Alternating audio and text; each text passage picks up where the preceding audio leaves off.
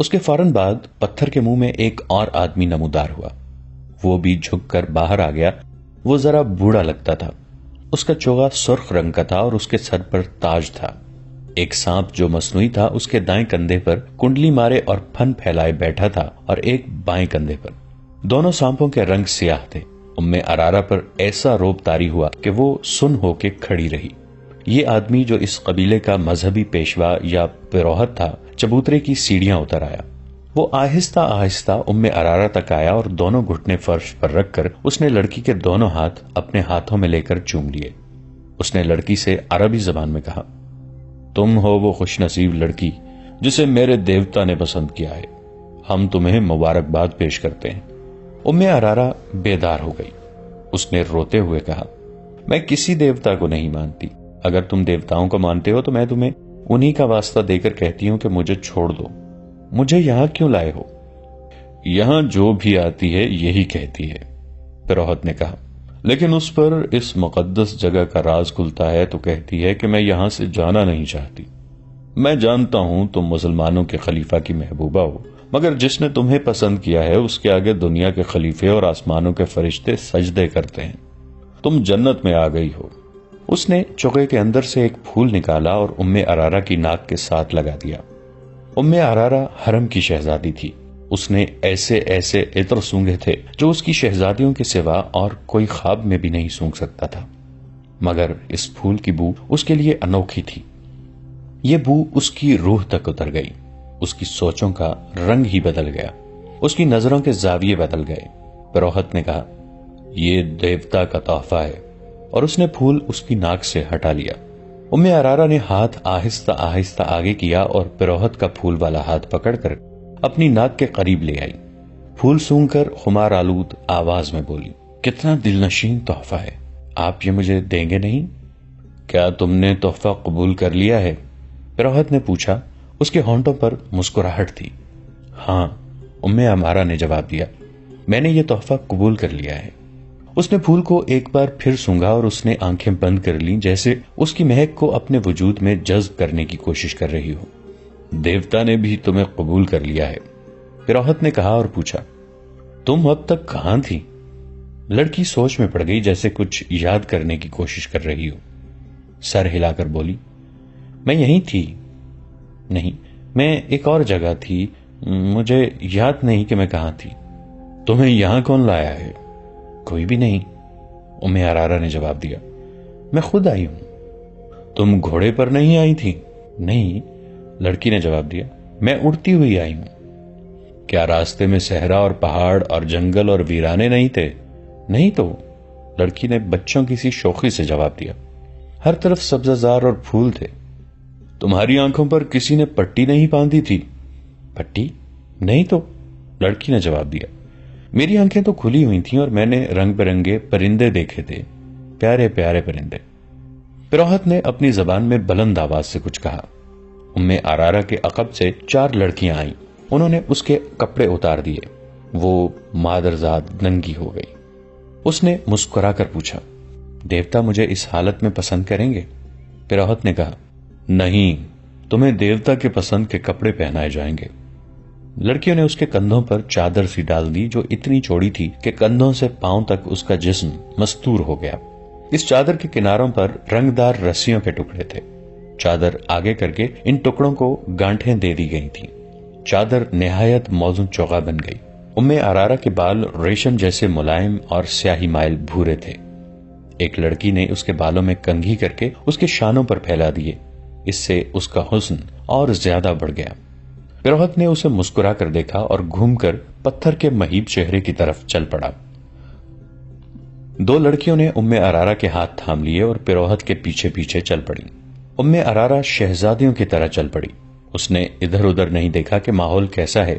اس کی چال میں اور ہی شان تھی۔ عورتوں کا راگ اسے پہلے سے زیادہ طلسماتی اور پرسوز معلوم ہونے لگا۔ وہ پروہت کے پیچھے ہاتھ لڑکیوں کے ہاتھوں پر رکھے چبوترے کی سیڑھیاں چڑھنے لگی۔ پروہت پتھر کے پہاڑ جیسے چہرے کے منہ میں داخل ہو گیا۔ ارارا بھی 3 سیڑھیاں چڑھ کر پتھر کے منہ میں جھک کر داخل ہو گئی۔ دونوں لڑکیاں وہیں کھڑی تھیں۔ ارارا کا ہاتھ پروہت نے تھام لیا۔ منہ کی چھت اتنی اونچی تھی کہ وہ سیدھے چل رہے تھے۔ حلق میں پہنچے تو آگے سیڑھیاں تھیں، وہ سیڑھیاں اتر گئے۔ یہ ایک تہہ خانہ تھا جہاں قندیلیں روشن تھیں۔ اس کمرے میں بھی مہک تھی۔ یہ کمرہ کشادہ نہیں تھا، چھت اونچی نہیں تھی، اس کی دیواریں اور چھت درختوں سے، پتوں اور پھولوں سے ڈھکی ہوئی تھیں۔ فرش پر ملائم گھاس اور گھاس پر پھول تھے۔ ایک کونے میں خوشنما سراہی اور پیالے رکھے تھے۔ پروہت نے سراہی سے 2 پیالے بھرے، ایک ام ارارا کو دیا، دونوں نے پیالے ہونٹوں سے لگائے اور خالی کر دیے۔ دیوتا کب آئے گا؟ ام ارارا نے پوچھا۔ تم نے ابھی اسے پہچانا نہیں؟ پروہت نے کہا۔ تمہارے سامنے کون کھڑا ہے؟ ام ارارا اس کے پاؤں میں بیٹھ گئی اور بولی، ہاں میں نے پہچان لیا ہے، تم وہ نہیں ہو جسے میں نے اوپر دیکھا تھا، تم نے مجھے قبول کر لیا ہے؟ ہاں، پروہت نے کہا، آج سے تم میری دلہن ہو۔ میں آپ کو اور کچھ نہیں بتا سکتا۔ میرے باپ نے مجھے بتایا تھا کہ پروہت لڑکی کو پھول سنگھاتا ہے جس کی خوشبو سے لڑکی کے ذہن سے نکل جاتا ہے کہ وہ کیا تھی، کہاں سے آئی ہے اور کس طرح لائی گئی ہے۔ وہ پروہت کی لونڈی بن جاتی ہے اور اسے دنیا کی گندی چیزیں بھی خوبصورت دکھائی دیتی ہیں۔ پروہت اسے 3 راتیں اپنے ساتھ تہہ خانے میں رکھتا ہے۔ یہ انکشاف ان 5 سوڈانی حبشیوں میں سے ایک نے علی بن سفیان کے سامنے کیا، جنہیں اس نے خلیفہ کے محافظ دستے میں سے نکالا تھا۔ یہ 5 اسی قبیلے میں سے تھے جس قبیلے کے وہ 4 تھے جنہوں نے ام ارارا کو اغوا کیا تھا۔ اپنے ساتھ لے جا کر علی بن سفیان نے ان 5 سے کہا تھا کہ چونکہ وہ اسی قبیلے کے ہیں جو تیسرے سال کے آخر میں جشن مناتا ہے اور وہ چھٹی پر جا رہے تھے، اس لیے انہیں معلوم ہوگا کہ لڑکی کس طرح اغوا ہوئی ہے۔ ان 5 نے کہا تھا کہ انہیں اغوا کا علم ہی نہیں۔ علی بن سفیان نے انہیں یہ لالچ بھی دیا کہ وہ سچ بتا دیں تو انہیں کوئی سزا نہیں دی جائے گی۔ پھر بھی وہ لا علمی کا اظہار کرتے رہے۔ یہ قبیلہ وحشیانہ مزاج اور خونخواری کی وجہ سے مشہور تھا۔ انہیں سزا کا ذرہ بھر ڈر نہ تھا۔ 5 بہت دلیری سے انکار کر رہے تھے۔ آخر علی بن سفیان کو وہ طریقے آزمانے پڑے جو پتھر کو بھی پگھلا دیتے ہیں۔ 5 کو الگ الگ کر کے علی بن سفیان انہیں اس جگہ لے گیا جہاں چیخیں اور آہ بکا کوئی نہیں سنتا تھا۔ مسلسل اذیت اور تشدد سے کوئی ملزم مر جائے تو کسی کو پرواہ نہیں ہوتی تھی۔ یہ 5 سوڈانی بڑے ہی سخت جان معلوم ہوتے تھے۔ وہ رات بھر اذیت سہتے رہے۔ علی بن سفیان رات بھر جاگتا رہا۔ آخر انہیں اس امتحان میں ڈالا گیا جو آخری حربہ سمجھا جاتا تھا۔ یہ تھا چکر، شکنجا، ریہٹ کی طرح چوڑے اور بہت بڑے پہیے پر ملزم کو الٹا لٹا کر ہاتھ رسیوں سے چکر کے ساتھ باندھ دیے جاتے تھے اور پاؤں ٹخنوں سے رسیاں ڈال کر فرش میں گاڑے ہوئے کیلوں سے کس دیے جاتے تھے۔ پہیے کو ذرا سا آگے چلایا جاتا تو ملزم کے بازو کندھے سے اور ٹانگیں کولہوں سے الگ ہونے لگتی تھیں۔ بعض اوقات ملزم کو کھینچ کر پہیے کو ایک جگہ روک لیا جاتا تھا۔ اذیت کا یہ طریقہ ملزموں کو بے ہوش کر دیتا تھا۔ سحر کے وقت ایک ادھیڑ عمر حبشی نے علی بن سفیان سے کہا، میں سب کچھ جانتا ہوں لیکن دیوتا کے ڈر سے نہیں بتاتا۔ دیوتا مجھے بہت بری موت ماریں گے۔ کیا اس سے بڑھ کر کوئی بری موت ہو سکتی ہے جو میں تمہیں دے رہا ہوں؟ علی بن سفیان نے کہا، اگر تمہارے دیوتا سچے ہوتے تو وہ تمہیں اس شکنجے سے نکال نہ لیتے۔ تم اگر مرنے سے ڈرتے ہو تو موت یہاں بھی موجود ہے۔ تم بات کرو، میرے ہاتھ میں ایک ایسا دیوتا ہے جو تمہیں تمہارے دیوتا سے بچا لے گا۔ یہ سوڈانی حبشی کئی بار بے ہوش ہو چکا تھا۔ اسے دیوتا تو نہیں، موت صاف نظر آ رہی تھی۔ علی بن سفیان نے اس کی زبان کھول دی اور اسے شکنجے سے کھول کر کھلایا پلایا اور آرام سے لٹا دیا۔ اس نے اعتراف کیا کہ ام ارارا کو ان کے قبیلے کے 4 آدمیوں نے اغوا کیا تھا۔ وہ 4 چھٹی چلے گئے تھے۔ انہوں نے اغوا کی رات اور وقت بتا دیا تھا۔ یہ 5 حبشی جو علی بن سفیان کے قبضے میں تھے اس رات پہرے پر تھے۔ اغوا کرنے والوں میں سے 2 کو اندر آنا تھا۔ انہیں بڑے دروازے داخل کرنے کا انتظام انہوں نے کیا تھا اور انہیں اغوا اور فرار میں پوری مدد دی تھی۔ اس حبشی نے بتایا کہ اس لڑکی کو دیوتا کی قربان گاہ پر قربان کیا جائے گا۔ ہر 3 سال بعد ان کا قبیلہ 4 روزہ جشن مناتا ہے، لیکن لڑکی اپنے قبیلے کی نہیں ہوتی۔ شرط یہ ہے کہ لڑکی غیر ملکی ہو، سفید رنگ کی ہو، اونچے درجے کے خاندان کی ہو اور اتنی خوبصورت ہو کہ لوگ دیکھ کر ٹھٹک جائیں۔ تو اس کا مطلب یہ ہے کہ ہر 3 سال بعد تمہارا قبیلہ باہر سے ایک خوبصورت لڑکی کو اغوا کر کے لاتا ہے؟ علی بن سفیان نے پوچھا۔ نہیں، یہ غلط ہے، سوڈانی حبشی نے جواب دیا۔ 3 سال بعد صرف میلہ لگتا ہے۔ لڑکی کی قربانی 5 میلوں کے بعد یعنی ہر 15 سال بعد دی جاتی ہے۔ مشہور یہی ہے کہ ہر 3 سال بعد لڑکی قربان کی جاتی ہے۔ اس نے اپنے باپ کے حوالے سے وہ جگہ بتائی جہاں قربانی دی جاتی تھی۔ پیروہت کو وہ دیوتا کا بیٹا کہتا تھا۔ جہاں میلہ لگتا تھا اس سے 1.5 میل جتنی دور ایک پہاڑی علاقہ تھا جہاں جنگل بھی تھا۔ یہ علاقہ زیادہ وسیع اور عریض تھا۔ اس کے متعلق مشہور تھا کہ وہاں دیوتا رہتے ہیں اور ان کی خدمت کے لیے جن اور پریاں بھی رہتی ہیں۔ لوگ اس لیے یہ باتیں مانتے تھے کہ ہر طرف صحرا اور اس میں جزیرے کی طرح کچھ علاقہ پہاڑی اور سرسبز تھا جو قدرت کا ایک عجوبہ تھا۔ یہ دیوتاؤں کا مسکن ہی ہو سکتا تھا۔ اس علاقے میں فرعونہ کے وقتوں کے کھنڈر تھے۔ وہاں ایک جھیل بھی تھی جس میں چھوٹے مگرمچھ رہتے تھے۔ قبیلے کا کوئی آدمی سنگین جرم کرے تو اسے پیروہت کے حوالے کر دیا جاتا تھا۔ پیروہت اسے زندہ جھیل میں پھینک دیتا تھا جہاں مگرمچھ اسے کھا جاتے تھے۔ پیروہت انہی کھنڈروں میں رہتا تھا۔ وہاں ایک بہت بڑا پتھر کا سر اور منہ تھا جس میں دیوتا رہتا تھا۔ ہر 15ویں سال کے آخری دنوں میں باہر سے ایک لڑکی اغوا کر کے لائی جاتی جو پیروہت کے حوالے کر دی جاتی تھی۔ پیروہت لڑکی کو ایک پھول سنگھاتا تھا جس کی خوشبو سے لڑکی کے ذہن سے نکل جاتا تھا کہ وہ کیا تھی، کہاں سے آئی تھی اور اسے کون لایا تھا۔ اس پھول میں کوئی نشہ آور بو ڈالی جاتی تھی جس کے اثر سے وہ پیروہت کو دیوتا اور اپنا خامند سمجھ لیتی تھی۔ اسے وہاں کی گندی چیزیں بھی خوبصورت دکھائی دیتی تھیں۔ لڑکی کی قربانی انہی کھنڈرات میں دی جاتی تھی۔ لڑکی کو پیروہت تہ خانے میں اپنے ساتھ رکھتا تھا۔ اس جگہ 4 مرد اور 4 خوبصورت لڑکیاں رہتی تھیں۔ ان کے سوا کسی کو پہاڑ کے اندر جانے کی اجازت نہیں تھی۔ لڑکی کو جب قربان گاہ پر لے جایا جاتا تو اسے احساس ہی نہ ہوتا کہ اس کی گردن کاٹ دی جائے گی۔ وہ فخر اور خوشی سے مرتی تھی۔ اس کا دھڑ مگرمچھوں کی جھیل میں پھینک دیا جاتا اور بال کاٹ کر قبیلے کے ہر گھر میں تقسیم کر دیے جاتے تھے۔ ان بالوں کو مقدس سمجھا جاتا تھا۔ لڑکی کا سر خشک ہونے کے لیے رکھ دیا جاتا تھا۔ جب گوشت ختم ہو کر صرف کھوپڑی رہ جاتی تو اسے ایک غار میں رکھ دیا جاتا تھا۔ لڑکی کسی کو دکھائی نہیں جاتی تھی۔ 15 سال پورے ہو رہے ہیں، اب کے لڑکی کی قربانی دی جائے گی۔ اس حبشی نے کہا، ہم 9 آدمی مصر کی فوج میں بھرتی ہوئے تھے۔ ہمیں چونکہ نڈر اور وحشی سمجھا جاتا ہے اس لیے ہمیں خلیفہ کے محافظ دستے کے لیے منتخب کر لیا گیا۔ 2 مہینے گزرے، ہم نے اس لڑکی کو دیکھا۔ ایسی خوبصورت لڑکی ہم نے کبھی نہیں دیکھی تھی۔ ہم سب نے فیصلہ کر لیا کہ اس لڑکی کو اٹھا لے جائیں گے اور قربانی کے لیے پیش کریں گے۔ ہمارے ایک ساتھی نے جو کل مارا گیا ہے اپنے گاؤں جا کر قبیلے کے بزرگ کو بتا دیا تھا کہ اس بار قربانی کے لیے ہم لڑکی لائیں گے۔ ہم نے لڑکی کو اغوا کر لیا ہے۔ یہ قصہ صلاح الدین ایوبی کو سنایا گیا تو وہ گہری سوچ میں کھو گئے۔ علی بن سفیان ان کے حکم کا منتظر تھا۔ سلطان ایوبی نے نقشہ دیکھا اور کہا، اگر جگہ یہ ہے تو یہ ہماری عملداری سے باہر ہے۔ تم نے شہر کے پرانے لوگوں سے جو معلومات لی ہیں ان سے یہ ثابت ہوتا ہے کہ فرعون تو صدیاں گزرے مر گئے ہیں لیکن فرعونیت ابھی باقی ہے۔ بحیثیت مسلمان ہم پر فرض عائد ہوتا ہے کہ ہم اگر دور نہ پہنچ سکیں تو قریبی پڑوس سے تو کفر اور شرک کا خاتمہ کریں۔ آج تک معلوم نہیں کتنے والدین کی معصوم بیٹیاں قربان کی جا چکی ہیں اور اس میلے میں کتنی بیٹیاں اغوا ہو کر فروخت ہو جاتی ہیں۔ ہمیں دیوتاؤں کا تصور ختم کرنا ہے۔ لوگوں کو دیوتاؤں کا تصور دے کر نام نہاد مذہبی پیشوا لڑکیاں اغوا کر کے بدکاری اور عیاشی کرتے ہیں۔ میرے مخبروں کی اطلاعوں نے یہ بےہودہ انکشاف کیا ہے کہ ہماری فوج کے کئی کماندار اور مصر کے پیسے والے لوگ اس میلے میں جاتے ہیں اور لڑکیاں خریدتے یا چند دنوں کے لیے کرائے پر لاتے ہیں۔ علی بن سفیان نے کہا، کردار کی تباہی کے علاوہ یہ خطرہ بھی ہے کہ سوڈانیوں کی برطرف فوج کے عسکری اس میلے میں زیادہ تعداد میں جاتے ہیں۔ ہماری فوج اور ہمارے دوسرے لوگوں کا سوڈانی سابقہ فوجیوں کے ساتھ ملنا جلنا اور جشن منانا ٹھیک نہیں۔ یہ مشترکہ تفریح ملک کے لیے خطرناک ثابت ہو سکتی ہے۔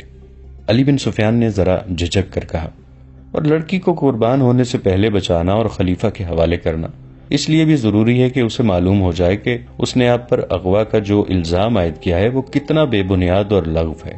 مجھے اس کی کوئی پرواہ نہیں علی، سلطان ایوبی نے کہا۔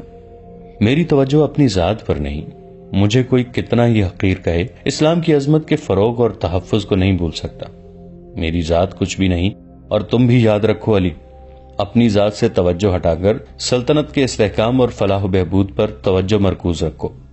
اسلام کی عظمت کا امین خلیفہ ہوا کرتا تھا، مگر وقت گزرنے کے ساتھ ساتھ خلیفے اپنی ذات میں گم ہوتے گئے اور اپنے نفس کا شکار ہو گئے۔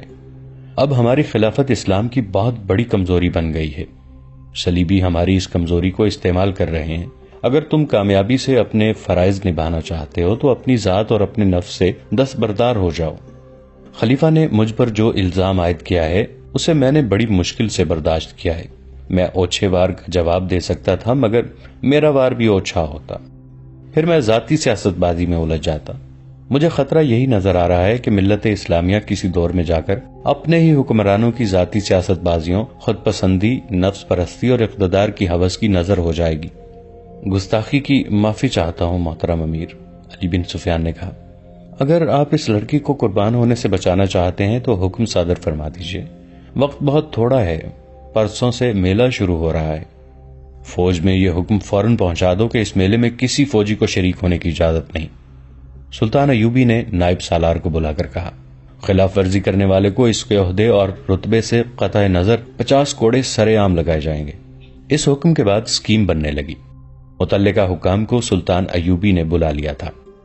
انہوں نے سب سے کہا تھا کہ ہمارا مقصد یہ ہے کہ اس طلسم کو توڑنا ہے۔ یہ جگہ فرعونیت کی آخری نشانی معلوم ہوتی ہے۔ پہلے فوج کشی زیر بحث آئی جو اس وجہ سے خارج از بحث کر دی گئی کہ اس قبیلے کے لوگ اسے اپنے اوپر باقاعدہ حملہ سمجھیں گے۔ لڑائی ہوگی جس میں میلہ دیکھنے والے بے گناہ لوگ بھی مارے جائیں گے اور عورتوں اور بچوں کے مارے جانے کا خطرہ بھی ہے۔ یہ حل بھی پیش کیا گیا کہ اس سوڈانی حبشی کو رہنما کے طور پر ساتھ رکھا جائے اور اس جگہ چھاپا مار بھیجے جائیں جہاں لڑکی کو قربان کیا جائے گا۔ سلطان ایوبی نے حبشی کو ساتھ لے جانا پسند نہیں کیا کیونکہ دھوکے کا خطرہ تھا۔ اس وقت تک سلطان ایوبی کے حکم کے مطابق چھاپا ماروں اور شب خون مارنے والوں کا ایک دستہ تیار کیا جا چکا تھا۔ اسے مسلسل جنگی مشقوں سے تجربہ کار بنا دیا گیا تھا کہ وہ جانبازوں کا دستہ تھا جنہیں جذبے کے لحاظ سے اس قدر پختہ بنا دیا گیا تھا کہ وہ اس پر فخر محسوس کرنے لگے کہ انہیں جس مہم پر بھیجا جائے گا اس سے وہ زندہ واپس نہیں آئیں گے۔ نائب سالار الناصر اور علی بن سفیان کے مشوروں سے یہ طے ہوا کہ صرف 12 چھاپا مار اس پہاڑی جگہ کے اندر جائیں گے جہاں پیروہت رہتا ہے اور لڑکی قربان کی جاتی ہے۔ حبشی کی دی ہوئی معلومات کے مطابق اس رات میلے میں زیادہ رونق ہوتی ہے کیونکہ وہ میلے کی آخری رات ہوتی ہے۔ قبیلے کے لوگوں کے سوا کسی اور کو معلوم نہیں ہوتا کہ لڑکی قربان کی جا رہی ہے۔ جسے معلوم ہوتا ہے وہ یہ نہیں بتاتا کہ قربان گاہ کہاں ہے۔ ان معلومات کی روشنی میں یہ طے کیا گیا کہ 500 سپاہی میلہ دیکھنے والوں کے بھیس میں تلواروں وغیرہ سے مسلح ہو کر اس رات میلے میں موجود ہوں گے۔ ان میں سے 200 کے پاس تیر کمان ہوں گے۔ اس زمانے میں ان ہتھیاروں پر پابندی نہیں تھی۔ چھاپا ماروں کے ذہنوں میں واضح تصور کی صورت میں وہ جگہ نقش کر دی جائے گی۔ وہ براہ راست حملہ نہیں کریں گے، چھاپا ماروں کی طرح پہاڑی علاقے میں داخل ہوں گے، پہرہ داروں کو خاموشی سے ختم کریں گے اور اصلی جگہ پہنچ کر اس وقت حملہ کریں گے جب لڑکی قربان گاہ میں لائی جائے گی۔ اس سے قبل حملے کا یہ نقصان ہو سکتا ہے کہ لڑکی کو تہہ خانے میں ہی غائب یا ختم کر دیا جائے گا۔ یہ معلوم ہو گیا تھا کہ قربانی آدھی رات کے وقت پورے چاند میں دی جاتی ہے۔ 500 سپاہیوں کو اس وقت سے پہلے قربان گاہ والی پہاڑیوں کے ارد گرد پہنچنا تھا۔ چھاپا ماروں کے لیے گھیرے میں آ جانے یا مہم ناکام ہونے کی صورت میں یہ ہدایت دی گئی کہ وہ فیتے والا ایک آتشی تیر اوپر کو چلائیں گے۔ اس تیر کا شعلہ دیکھ کر یہ 500 نفری حملہ کر دے گی۔ اسی وقت 12 جانباز منتخب کر لیے گئے اور اس فوج میں سے جو 2 سال پہلے نور الدین زنگی رحمۃ اللہ علیہ نے سلطان ایوبی کی مدد کے لیے بھیجی تھی، 500 ذہین اور بے خوف سپاہی، عہدیدار اور کماندار منتخب کر لیے گئے۔ دوستو، آج کے لیے اتنا ہی۔ اسی کہانی کی اگلی قسط کے ساتھ بہت جلد حاضر ہوں گے۔ نیچے کامنٹ سیکشن میں اپنی رائے کا اظہار ضرور کیجیے گا۔ ہمارے اس چینل کو سبسکرائب کر کے نیچے موجود بیل آئیکن کو بھی ضرور کلک کیجیے گا۔ اگلی ملاقات تک کے لیے ہمارا اور آپ کا اللہ نگہبان۔